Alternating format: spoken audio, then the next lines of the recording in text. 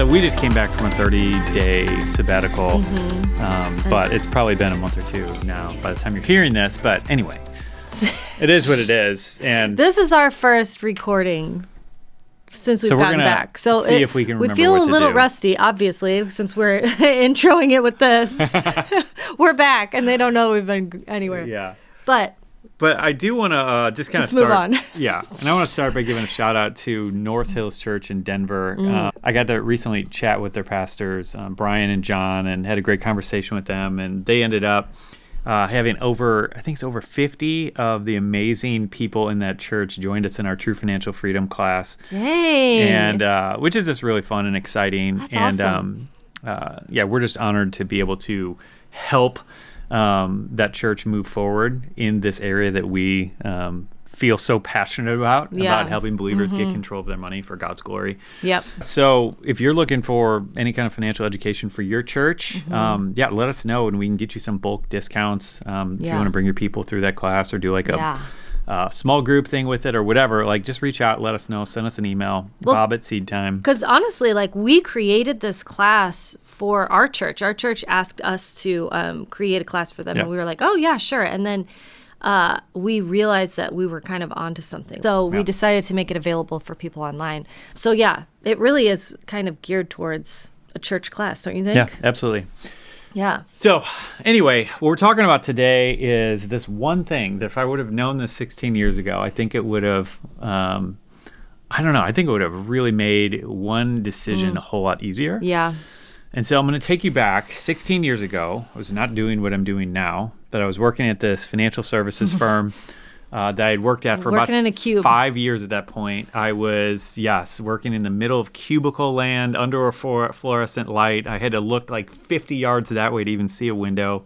And I'm not geared for that. And it took me a while. I don't think any person is, honestly. Well, I don't know. It took me a while to figure it out that wasn't really who he created me to be, because I was so driven and excited to go into corporate America and climb the ladder and do all this stuff. And I quickly realized it, and I don't think this doesn't fit. This isn't, and it's not what you thought it would be either. Well, yeah. I mean, I think that was I was naive and a big takeaway idealistic. there is that you thought, oh, I'm going to climb the corporate ladder. And they were like, no, you're going to be stuck in a cube for the rest of your life. And that, honestly, like that wasn't you. Yeah. That's not your personality. Yeah.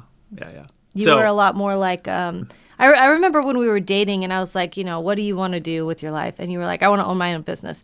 And I said, oh, really? What kind of business do you want to have? And you said, I don't care. But you just were. It's so true. You were entrepreneurial minded. Yeah. And I didn't know it. And honestly, I had limiting beliefs that, heard so many stats of like whatever, only 20% of businesses make it, and that made me feel fearful. I didn't know what to do with taxes, and so it's like I didn't even want to try to start a business. Like all this stuff, right? That honestly I've seen a lot of other entrepreneurs just kind of get bound up in. I had all of that like holding me back, and then things I believed from being younger. Like so, God just had to work through and get a lot of that out.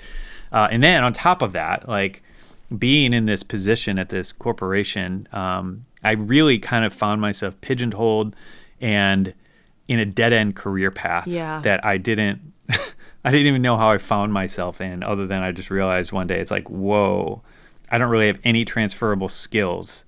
Like I can't go anywhere, even within the company. Right. Like I don't feel like I can go anywhere. It was a financial services firm, and they wanted you to take you were like, if I take this test, then I can move up in this company. The Series 7. But it wasn't the Series 7. It was like their version of the Series 7. That was their watered down version where they're like, you can take, anyway.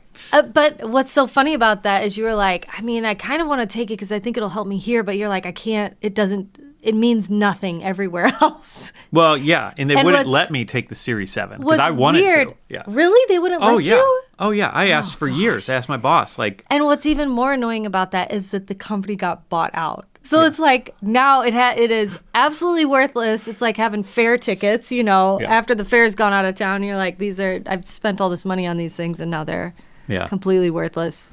So anyway, in the heat of... I guess they gave you some information maybe for this job, but... Yeah. But anyway, so... Some education. I think where I want to go with this, I guess, is in the heat of this challenge. Like I felt I felt passed over. I felt like everyone else was moving forward and I wasn't. And to be honest, like I wasn't great at my job, which was really unfortunate because I was working really hard, but just not good at it. Not terrible, but it didn't line up with my giftings. And so I wasn't really good. And which is very discouraging. Anybody who's been in that situation, it's like I'm trying so hard, but I'm just not as good as everybody around me.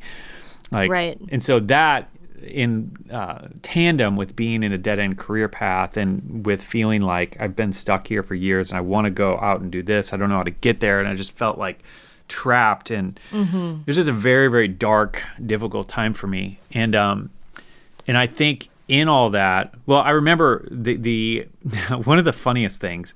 So this was downtown, St. Louis where we live, and high rises all around. But there was this one tree that was probably like this 40 or 50-year-old tree that, I don't know, was maybe 40 or 50 feet tall, like kind of like right in the middle of all of this. And like every day I would walk right by that tree to go into my building.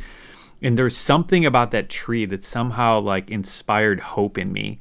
And like allowed me to dream. I remember you were like, "This is the best part of my day." It was the weirdest. By this tree. It was the weirdest thing. But like, I'd walk by that tree at like 7:30 a.m. or something when I was coming in, and I would just long for, like, I would literally be dreaming of, man, if only I didn't have to work inside this cube and I could just sit under that tree at 11 a.m. and eat lunch or something. Like, and it seemed like such a far off. It's just interesting that our business is now called SeedTime.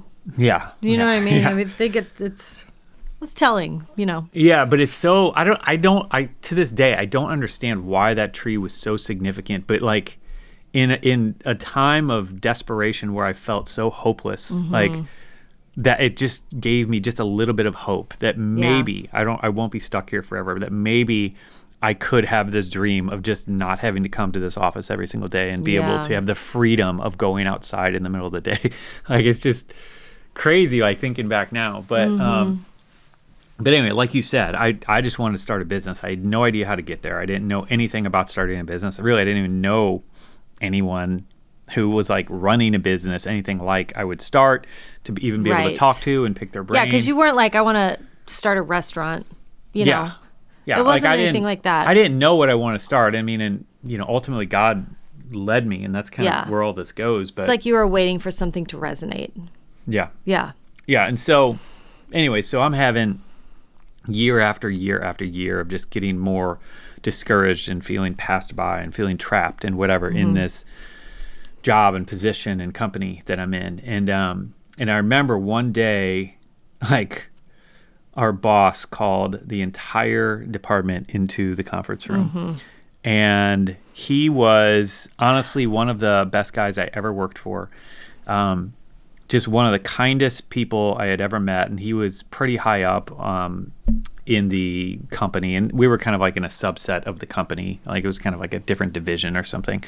And so he was really high up, and just was so kind, and because I had seen some other like C-level executives who were just walked around the building like they were gods and like, stay away from me, you little peon, don't get in my airspace, like, type of thing. Oh my gosh. And he was just the opposite, and he was good at having a conversation with me, almost entry level employee, as well as the executives. Like, he could do everything, just talk to anybody and make them feel loved. And he was also just one of the happiest, friendliest people I met. And so I walked into that conference room, and our whole department, like, there weren't enough chairs, and so like we're standing, the table, all the chairs are filled, and people are standing around because it's like really squeezed in there. And he was facing the other direction. I remember him turning around and like me catching his eye, and he had tears in his eyes. I'm like, oh boy, this is not good. This is not a good start. And so then he begins to kind of kick off the meeting. He's like, guys, I don't really know how to say this. And like, so I'm like trying to figure out like, all right, where's he going? My next thought is like, what's he going to say? What's he going to say? And I'm like, oh man, I'll bet he's getting laid off. I'll bet, because there were talks of these mergers and things like that. I'm like, I'll bet he's getting laid off, and that's what he's going to tell us. And then like, I had this thought. It's like, oh, wait a minute.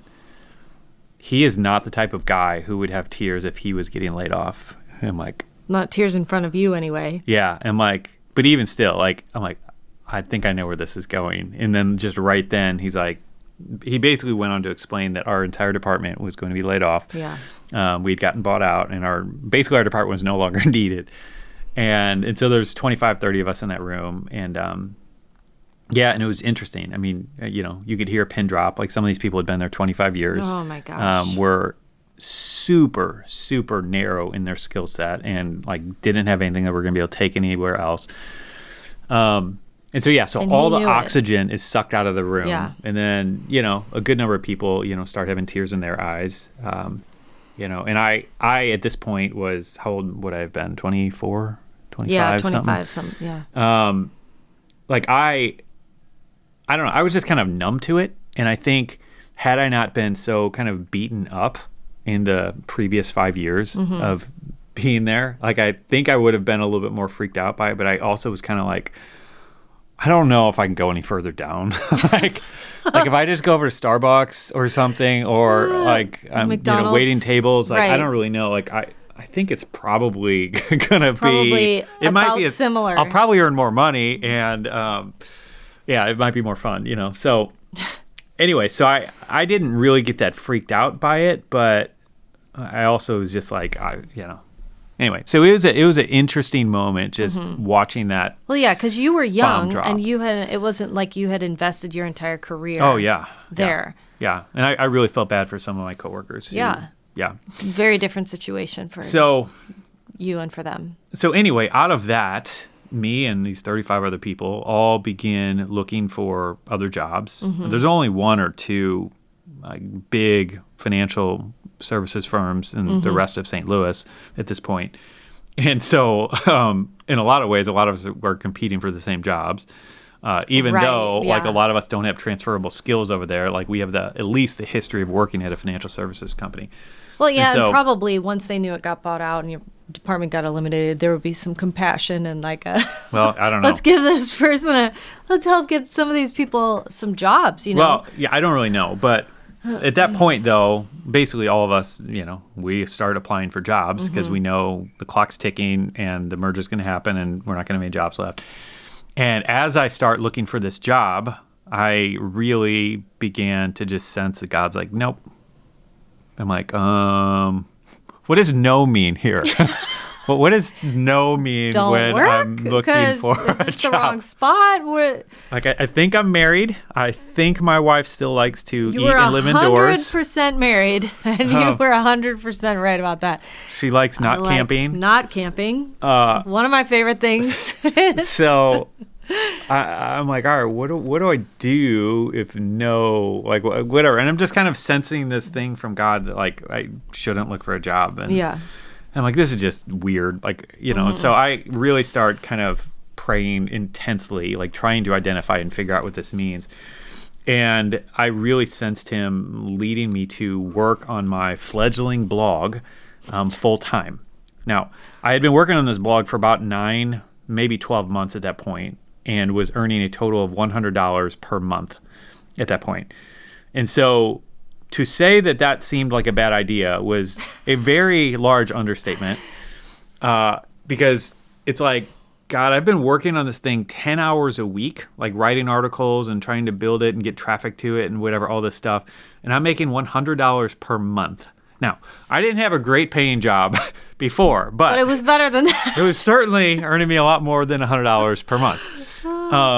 Yeah. And, and so I'm having this kind of argument with God. Well, and I wasn't making much money. You had a minimum wage probably job off of my salary at that point. No, I think I was making a little bit more than minimum wage. I think you were making $1 more than minimum wage.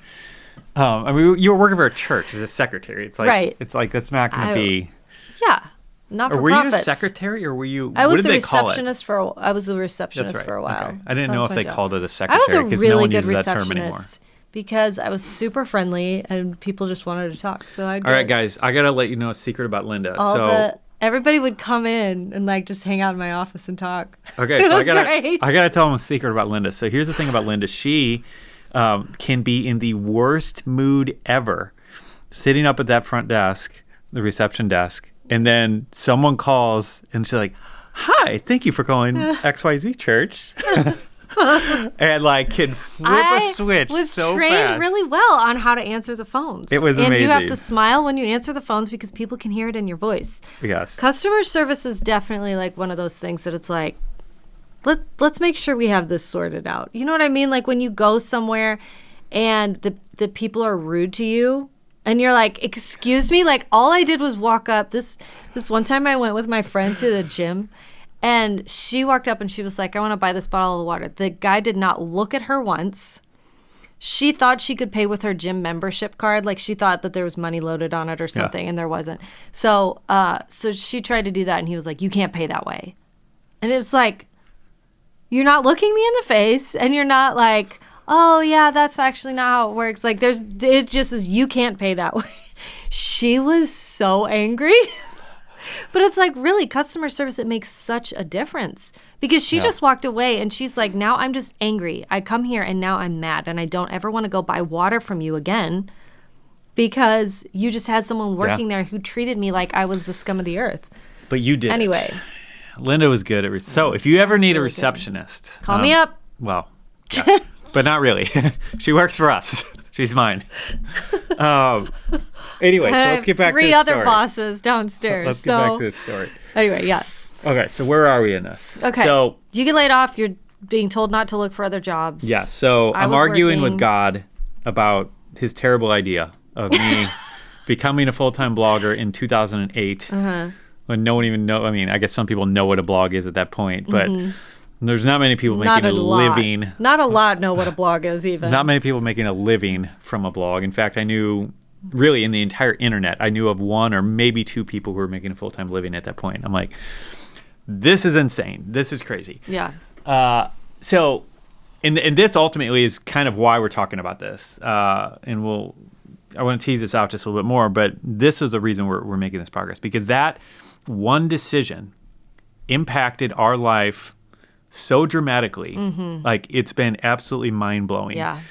Because like there was a fork in the road. Like we could have said, this is crazy, God, I'm not going to do it. Well, and you ended up getting another job offer from someone, and it was well paying. Well, yeah. So it was this with is the other someone thing. that you. Okay, so let's get into that. Yeah. Okay. So we finally, come to terms with this and pray about this, and we both kind of feel like, all right, I think this is what we're supposed to do. Seems crazy. We've built up some savings. We'll give it a shot, burn all of our savings. Give it a shot. And then after 9 months, if there's nothing left, then it's like, all right, we just need to go get our job. Yeah. But God will give this a shot for 9 months, basically. And anyway, so I start out on that journey, whatever, a couple weeks in. And I do remember this, like that first day of being full-time for myself, it was basically June 1st. And it was a gorgeous day. The weather was perfect. I was driving, anybody who read our book and knows about the Bubble Taurus, I was driving the Bubble Taurus. And I was driving the Bubble Taurus. I had the windows down. I don't think the air conditioner even worked in that car, so it was great. I had the windows down. Hilarious. I was listening to Coldplay's Strawberry Swing, if you remember that song, which is just like this summer song. It is such a great summer song. It's like School's Out for the Summer song. Well, very, very different, but yes. I remember that feeling of freedom, like being able to be in my car with the windows down at 10 a.m. And I was actually driving over to the library because I was going to go write for the day.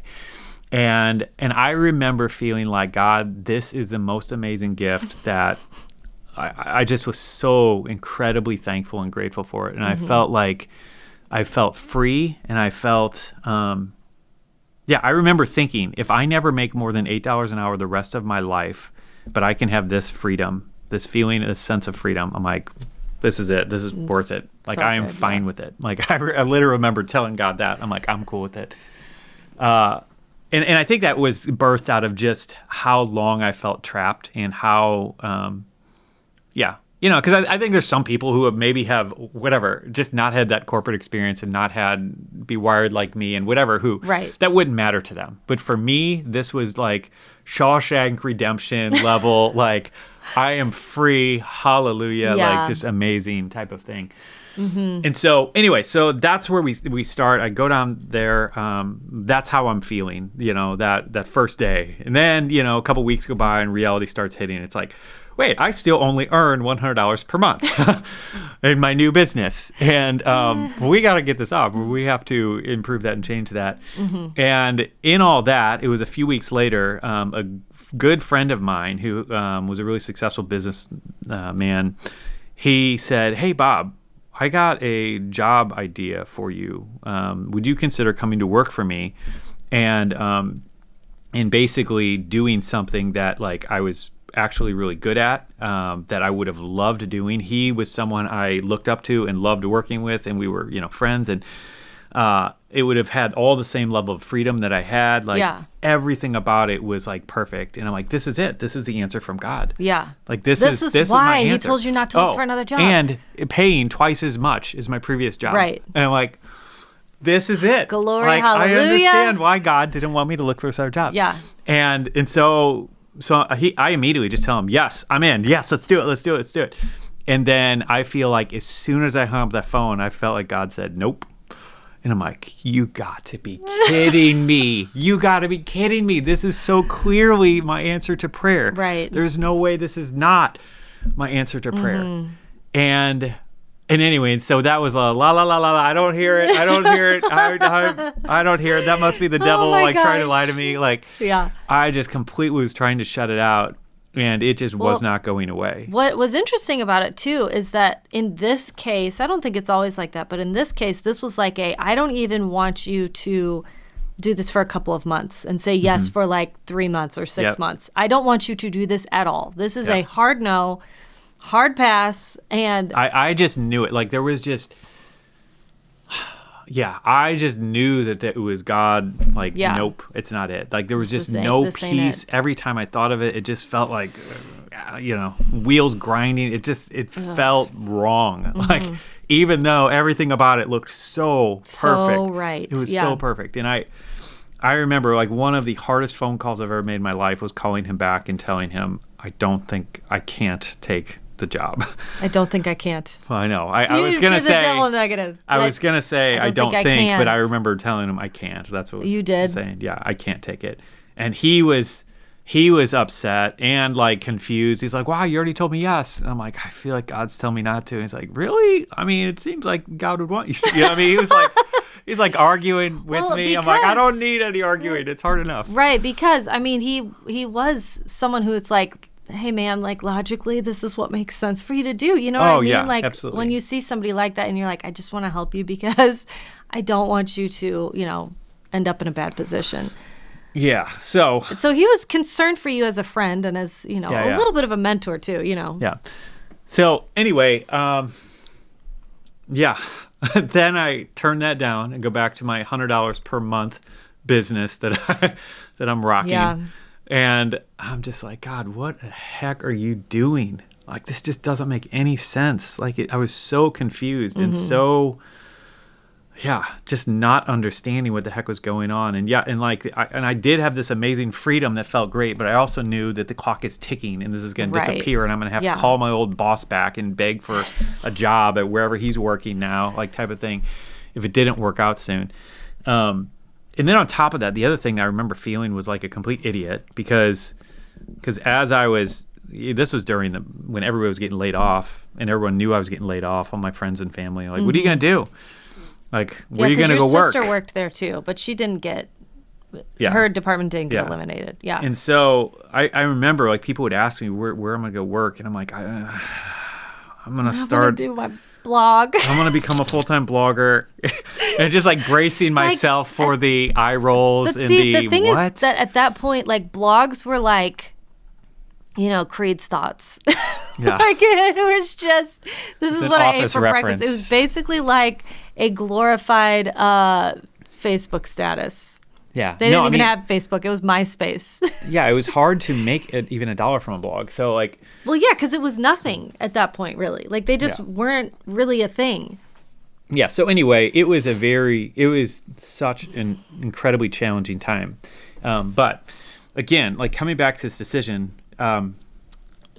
it was one of the most pivotal turning point decisions I've ever made in my life because so that first month, it was a bit scary, but it was amazing over the next 8 months, watching our income just incrementally increase month after month, and it started moving faster. And it's like, wow, this might actually work.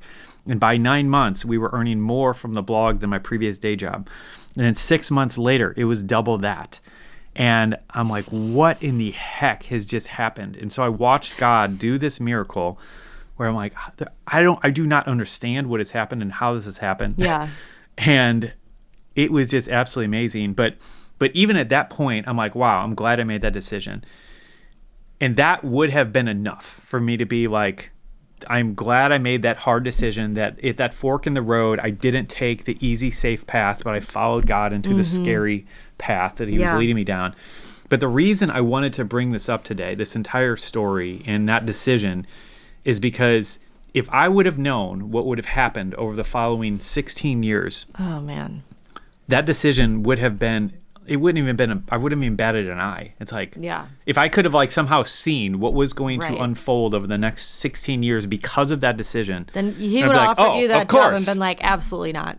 Thanks. Yeah, thanks he could have offered me $500,000 a year, and it's like, and you would have still said no. Because it's just been so amazing what God has done over these last years in everything that we've grown in, the people we've been able to impact, and the friendships that we've made, and it's absolutely amazing. I can trace back so many amazing things to that one decision. And so I think the reason I'm bringing all this up is if you find yourself in that situation where you're facing this decision where it's like, this feels so scary, but I really feel like God's calling me to do this thing. It doesn't make any sense. Mm-hmm. I want to just encourage you that just imagine beyond this moment, imagine beyond even the next couple months, and think about your entire life. I think that word imagine is really key here. Yeah. Because it's gotta take a little bit of imagination to see yourself outside of where you are now. Yeah, I mean, in this, if we go back to Ephesians 3:20, where it said he's able to do exceedingly abundantly above and beyond all we can ask, think, or even imagine. I think that's the amplified version.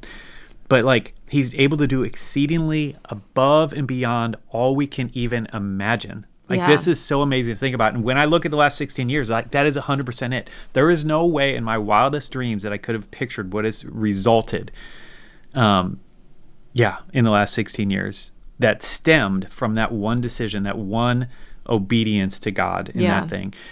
And so, anyway, again, the point of this is to encourage you, if you're in that situation or next time you encounter one, because I do believe when we're really trying to follow God that this is what he does. Yeah. This is following Jesus. This is part of it, is making these decisions. It's not just trying to live in a Christian bubble and just how do we just survive without having any challenge. Following Jesus requires that's really good challenge. Yeah. This is it, And so if you're not in it now, I think you are going to be in it. Yeah, it requires you to tell yourself no. Yeah. It says, I'm crucified with Christ. It's not I who live, but it's Christ who lives in me. Yeah. And we watch Jesus as he did things that he did not want to do, but he did them anyway. And I think that applies to the cross, but I think it probably applied to a whole lot more than that. I bet it was exhausting being with people who are constantly wanting something from him. Yeah. And not just that he was just like, oh, I don't want to do this anymore. But I think that there was part of him that was like, I really need to sleep, Yeah. But he did not do, he did what he saw the Father doing. So yeah. It's dying to ourselves and telling ourselves, no, you're not going to get what you want. You are going to do what you want. Do what the Lord wants you to do. Yeah, and there's there's this quote from the movie We Bought a Zoo, which is kind of a odd movie to quote, but I really like this quote. So if you saw it, I wonder if this comes from somewhere else, but it might. Yes. But I mean, it's really simple, and it's really I don't know, just kind of unexpected. But the quote is basically this. It says, sometimes all you need is 20 seconds of insane courage, just literally 20 seconds of embarrassing bravery, and I promise something great will come out of it. And and obviously, I mean, it's not a Christian movie or anything like that, but that idea, I think, is really empowering. And in these moments, because like in our case, it wasn't just I have had that at certain people where I felt like, I'm supposed to share my faith with this person or something. It's like, oh, this is uncomfortable or whatever. Like that definitely falls into that category of like, I can do something for 20 seconds, And this decision to follow God, to become a full-time blogger in 2008, was not that. It required more than that. But I think fundamentally the idea of making a decision, like I think I remember in the Latin or whatever, like to decide means to cut off. It means to eliminate the other options. Yeah. Somebody can check me on that to make sure I'm right. But anyway, that idea, sometimes in that 20-second period, you can make that decision and commit to it. And then cut off all your just that committing makes everything else easier. Like, because it's like, I decided I'm going to follow Jesus into this thing, And even though it might take longer to fully execute all the pieces, like, drawing that line in the sand and making the decision and making the commitment, sometimes you can do in 20 seconds, Yeah. So anyway, I hope this is helpful to someone listening out there. I know it is, because every time we share this story, I get emails and DMs from you guys about that. So hopefully it's, a blessing to you, and send it to somebody who needs it, because I know there are plenty of people who kind of need to be encouraged by this. But yeah, let's pray too. Do you want to pray? You want me to pray? You can pray. Yeah. You go. So God, I just thank you for anyone listening, and really us, like as we face some of these intense decisions in following you, Jesus, where it's just not easy and where it's scary and where it feels like this is the worst idea ever. And I just pray that you would give each one of us like wisdom to know when it's you. And your word says, my sheep know my voice, and the voice of a stranger they will not follow. So help it to just be really clear to us, and then help us to be obedient in all these things, the scary ones and the small ones, all of them. And help anyone listening and us as well. I'm speaking this for us too. That next time we encounter these things, that we will see beyond the moment, we'll see beyond the week, and we'll think for the years, decades to come, and try to imagine, even though it's not good enough, try to imagine what you can possibly do as a result of that decision. And so we thank you for that in Jesus' name. Amen. All right, so that's all we have for y'all today, and we will see you in the next one. Thanks for joining us on the SeedTime Money podcast. And remember, money isn't the goal, but it's simply a tool to help you fulfill your purpose and your calling. And we'd love to help you achieve true financial freedom faster with our email newsletter. So if you want exclusive money tips and hope-filled encouragement in your inbox, head over to seedtime.com to get signed up.